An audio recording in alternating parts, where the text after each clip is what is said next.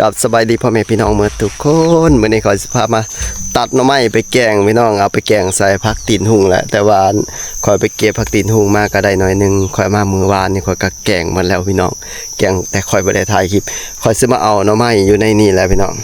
อยู่ในกอหน่อไม้ปลูกเด้อบ้านนี้หน่อไม้มื้อวานนี่คอยไปหามันสิเป็นหน่อไม้อันธรรมชาติเด้พี่น้องอันนี้คอยสิหาแต่อันแหนงน้อยมันแหละพี่น้องมันจังสิแกงแซ่บเด้หน่อไม้ก็ออกหลายเด้อพี่น้องช่วงนี้เบิ่งแน่พุ่นนี่แต่หน่อมันอันนี้เป็นหน่อไม้บงเด้อพี่น้องหน่อไม้ปลูกอยู่แต่ว่าเป็นหน่อไม้อันหน่อไม้บงหน่อไม้ธรรมชาตินั่นแหละพี่น้องมันกินแซ่บเบิ่งมันเหี่ยวขึ้นมาแล้วนี่โอ้มันขึ้นเป็นกอมาแล้วอันนี้ก็แม่นผมมันขึ้นเด้อพี่น้องเดี๋ยวขอพามาเบิ่งนี่ขึ้นมาแล้วพี่น้องไอ้ดอก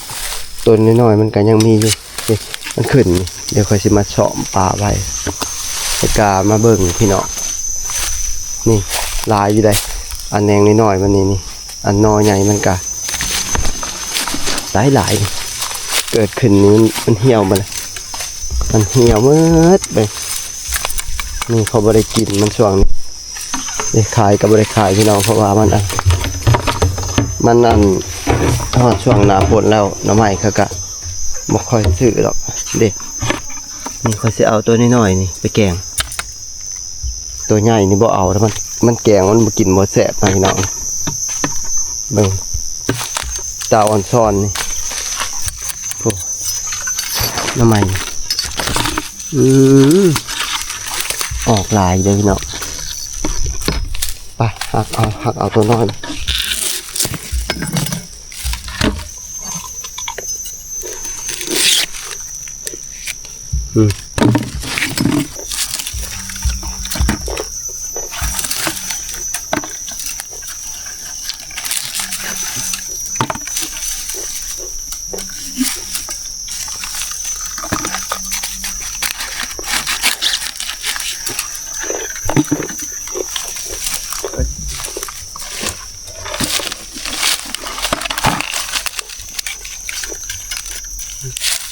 จะดีแสบได้ซ้ำ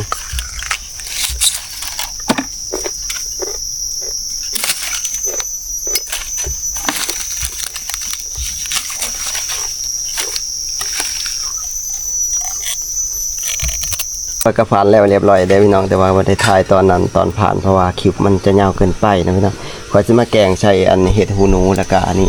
อันยานางนะพี่น้องอันนี้เขาเบื่อนี่มาเขาอันสิต่ำจะหน่อยแล้วก็จะมาแกงใส่อันผักตีนหุ่งพี่น้องใส่ผักตีนหุ่งแล้วก็ใส่ผักขาผักกันขะแยงอะไรพี่น้องอันดับแรกก็จะเอาอันนี้ไปต้มก่อนพี่น้องต้มมันจืดก่อน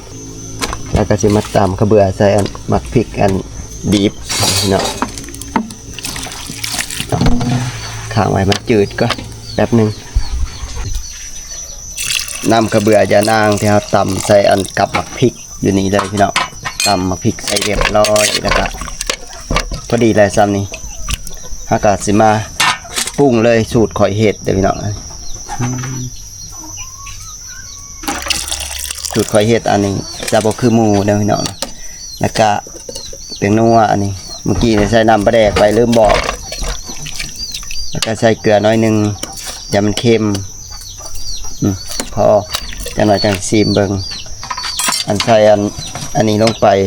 พริกดิบมันใส่ทั้งควันมันลดก็ได้ข้าวแห้งแล้วก็เห็ดหูหนูจังหน่อยจัง10 บาทขางก็ทางหมอกก็เห็ดหูหนูนี่ใส่ลงไปอันนี้สิเป็นผักตีนหุ่งเด้อพี่น้องเด้อก็มีพี่น้องเพิ่นถามว่ามันบ่คั้นบ่เวลากินได้ลอกออกคือลำกระพุกคือลำอีหลอกบ่ได้ลอกเด้อพี่น้องใส่ลงไปโลดนี่มันบ่คั้นเด้ออันนี้มันสิเป็นรสชาติหวานมันจะบ่คือกับอันลำกระพุกและกับลำอีหลอกนะพี่น้องเขาใส่ลงไปอันตอนนี้แหละเพื่อว่าให้อันลำมันเปื่อยมันจังกินแซ่บลำมันจะบ่แข็งนะพี่น้องตัวพี่น้องพดเลยเด้อบาดนี่สุกแล้วเรียบร้อยค่อยซิมแล้วแซ่บเด้อพี่น้องพุ่นน่ะขมักตอนใหญ่ๆแนวนี้เลยพี่น้องแต่ละคนนั้นหมักบ่คือกันดอกวันนี้เขาจะเอาอันผักขะแยงใส่ผักขะแยงอันนี้ผักขะแยงกับผักขานี่เอาลงไปอันนี้เป็นผักขะยาเอาไว้กินกับทำตอนที่ปรุงแล้วก็ใส่แบบนี้เลยพี่น้อง แซ่บแห้งเลยหอมผักขาบันหอมผักขากับผักกระแยงตัวพี่น้องแซ่บเลยน้ำกับพริกในสิปงละบันอันนี้เป็นใบลินไหมพี่น้องฮะจะมาล่นไผ่แบบนี้แหละเอาไปกินกับแกงหน่อไม้พี่น้องขมๆดูแซ่บเลย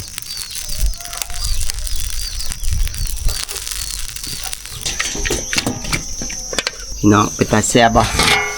เดือนพักนะมันก็สิเป็นเปื่อยเป็นแบบนี้เลยพี่น้องอ่อนๆแล้วก็เปื่อยหมดแล้วกินแซ่บคืออย่างนี้รสชาติหวานของแก้มเฮาบาดนี้ของแก้มก็สิมีผักลิ้นไหมแล้วก็ผักขะยาเนี่ยพี่น้องดอกมาพี่น้องมาบาดนี้สุกแล้วเรียบร้อยโอ้ยแซ่บพี่น้องแซ่บแห้งๆเลยบังบ่วงปลาไว้นี้ก่อนปลามาขอสิกินให้เบิ่งน้องอันนี้คืออันผักตีนหุ่งนี่ผักตีนหุ่งหลังจากแกงแล้วมันก็สิเป็นเปื่อยแบบนี้ละโตลำมันสิบอลใหญ่คือคอยเก็บมือวานนี่ลำบักไงหนึ่งพี่น้องเอ้ยได้หวนมานำกันมาแกงใจโอ้ยเอาบ่ได้เอา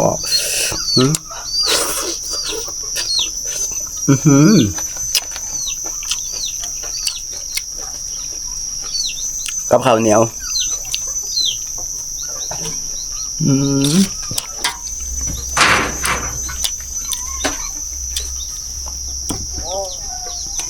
เข้ากับจนมันเย็นแล้วพี่น้องเอ้ยผักขานี่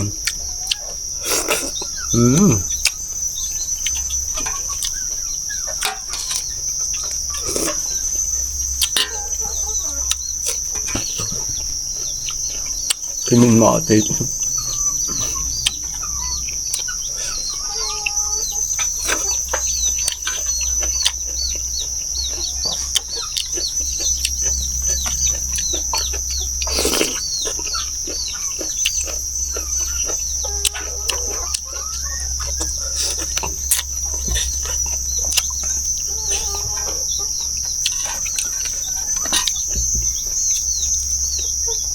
พักตีนหุ่งนะมันสิบ่ขั้นเลยพี่น้องเลยเอามาแล้วมาแกงให้รสบ่ต้องลอกมันดอกอันนี้คือผักขะยามันจะมีน้ำนะกินยากได้จังหน่อยแต่ว่าของแซ่บนะ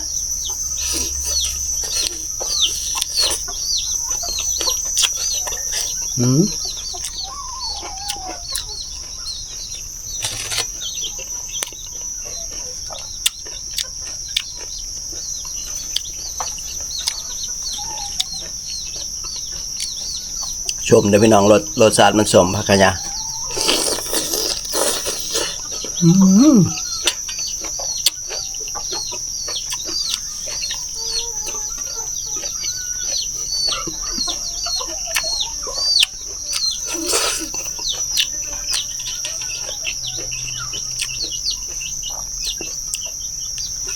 แกงหน่อไม้บงพี่น้องโอ้ย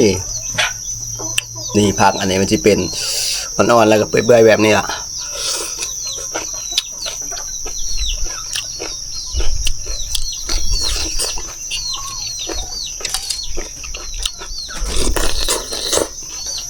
ใช้น้ำบักหลายๆได้มันโบกอันนี้ยอดลิ้นไหมผู้ใดไม่เคยกินพี่น้องผู้ใดเคยกินขมๆจังหน่อยเด้อ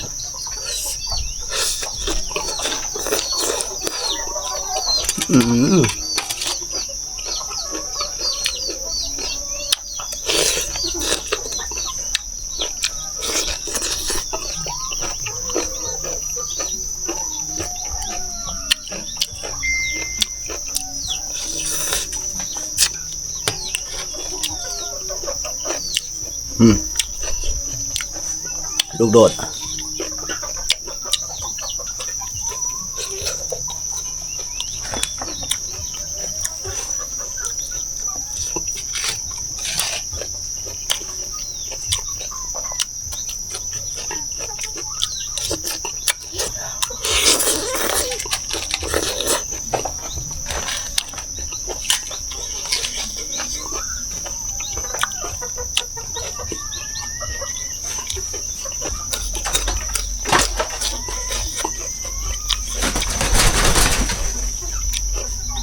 ยุงก็หลาย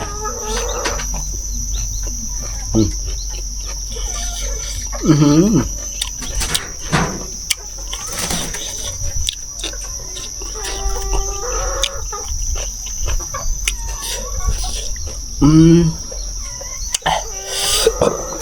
กันมั้งพี่คือเผ็ดแหละ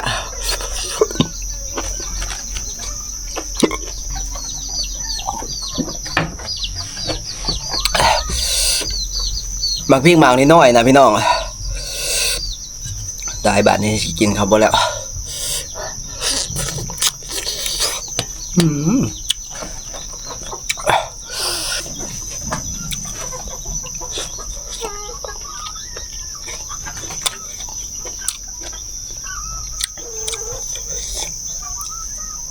เผ็ดแท้เผ็ดว้าวเลย